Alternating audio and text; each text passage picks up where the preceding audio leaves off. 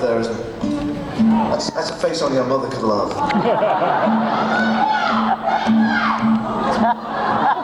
I paid her to say that. I see I come from a line of people who travel to play music, and it's been a pleasure to do so once again for you this evening.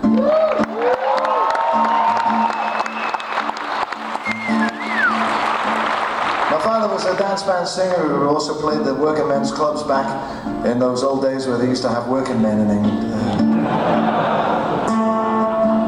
Before him, my grandfather, he travelled on the White Star Line. He was a trumpet player and a cornet player, and yeah, never did take up the trumpet. And he sailed for 10 fine years across the Atlantic and back from Liverpool and Southampton to the United States and other places in the world, but he came back dressed in very fine clothes, I've seen pictures of him. He looked slightly too well dressed to be a trumpet player. I think there was a little bit of minor smuggling going on. Came back to Birkenhead looking his hometown, looking like they're in the house tonight. He came back to Birkenhead dressed like an extra from Boardwalk Empire, you know, big fedora hat and double-breasted trench coat, and brought my grandmother a cloche hat, which was the height of fashion in about 1926, and a fox fur wrap, which caused consternation in St. Anne Street, because the fox was still alive. Not really. Just said that. Anyway, he sailed for these 10 years, and then come 1932, the Great Depression had even affected the tycoons and the robber barons who were sailing up and down in the first-class lounge on liners like the Olympic and the Majestic and the Empress of this and the Empress of that. And they took in the settling torch in 1932 and then cut the liner in half. And the half that had the passengers on it sailed on to New York. And the half that had the musicians floated back to Merseyside.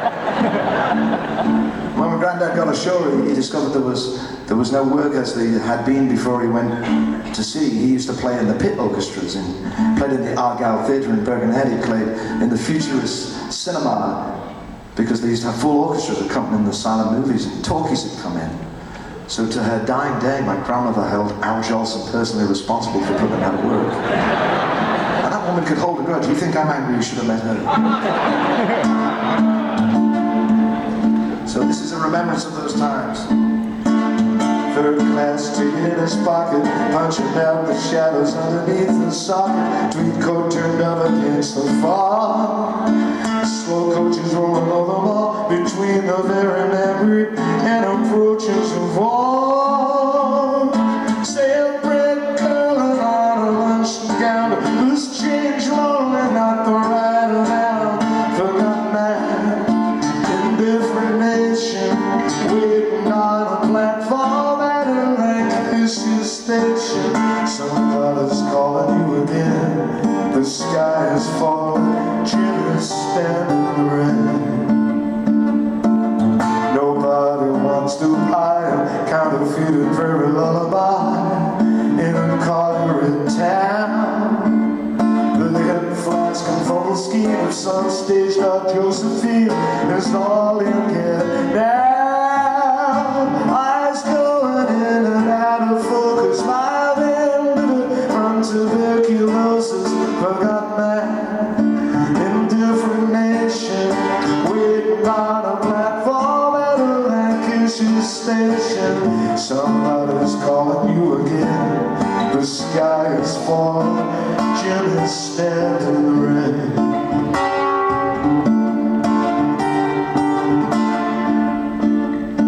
Her soft breath was gentle on his neck. If he could choose the time to die, then he would come and go like this, underneath the painted sky. She woke up and called him Charlie by mistake, and then she began to cry. Tarnished silver band peels off her friends, and then warms their hands around the brazier. For a man, indifferent nation, waiting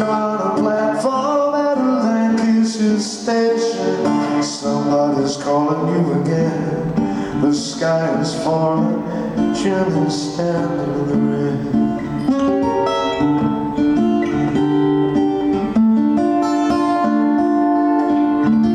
Brilliant tin glistening, your soft wind of whistling, in your one wandering smile.